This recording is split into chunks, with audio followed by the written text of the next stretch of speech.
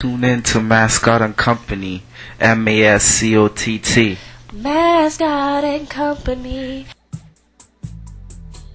Welcome to Mascott and Company, installment number 2. We've got a really fun day today, and we're reaching out to the world. This morning I've got a compulsive addictive here. His name is Gordon Smith. He just keeps coming back to this station for some reason. And I have the honor of actually talking about one of his many talents. Good morning, Gordon. Good morning. How are you? I'm great, and I'm really grateful and honored to have you here today. I went to your studio last I'm here more often than you are. It seems so. It seems so. I had to actually go out to some warehouse that you own out in the boonies. It's not that far away. Well, for me, I mean, from downtown it is. And you've got an awesome workshop. You've got a rhinoceros head on the wall, and everything you've made. While I did this video interview with you, you had a head sitting on the coffee table that resembled me with a bit of outgrowth on my hair. He's still there. He's still there, waiting for you. Yeah, well, He's got the hair a little longer than yours. You would be an interesting person to work on CSI, and that's actually what intrigued me. I watched a program on Discovery Channel about you, and saw the awesome work you do with silicone, and of course everybody's seen the work on X-Men, the Mystique, the woman in blue.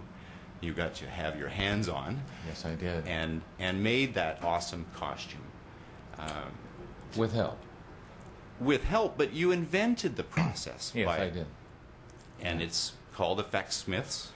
Well, FXSmith prosthetics. Yeah, not really. We call it. There's only one aspect of it that I get to stick my name on, and that's the thing that turns it into a system. So it's called Smith's Theatrical Prosthetics.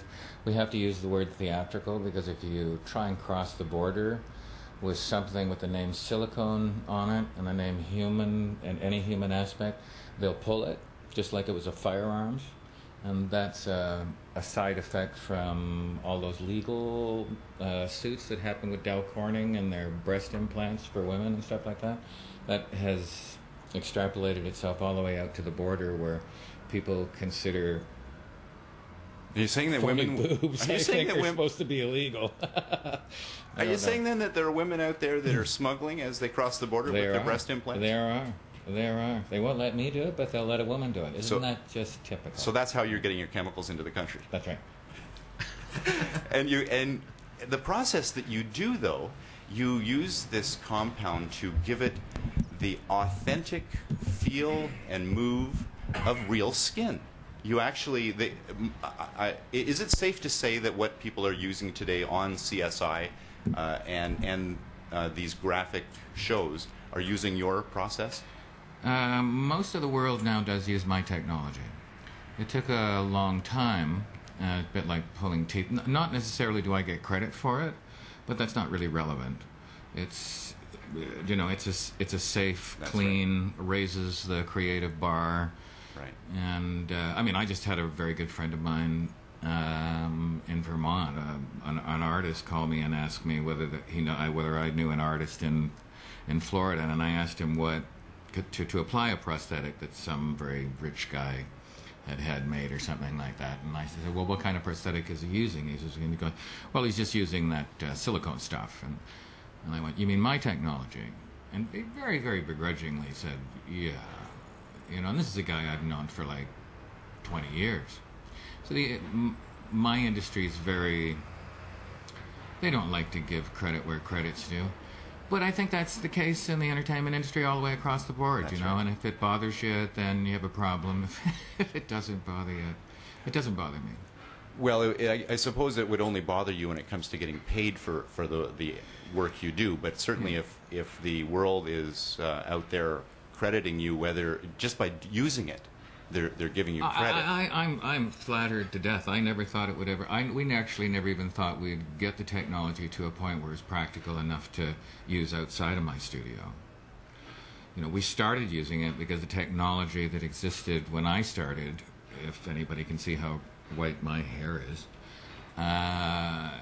was extremely primitive.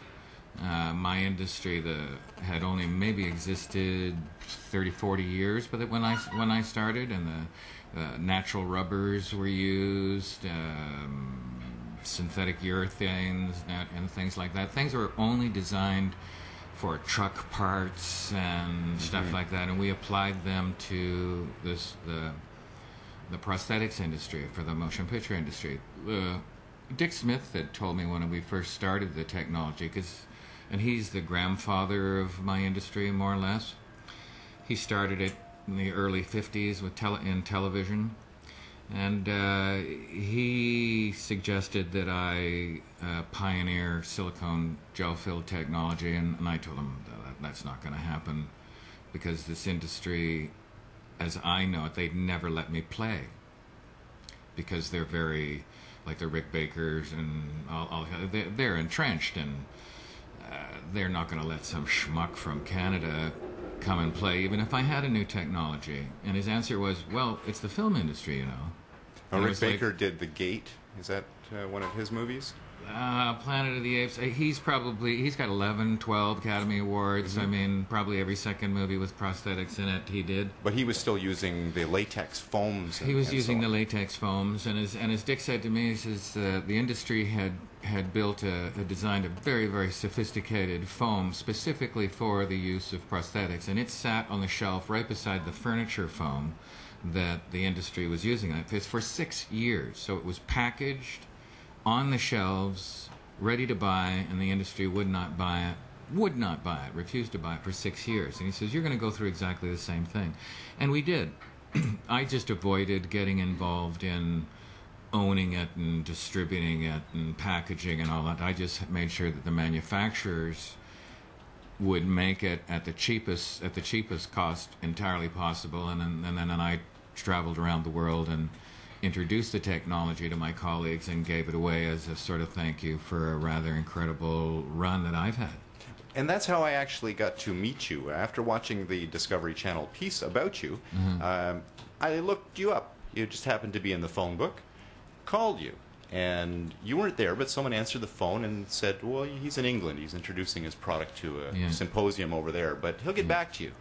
And you actually did before you came back from England. Well, I thought the call was important.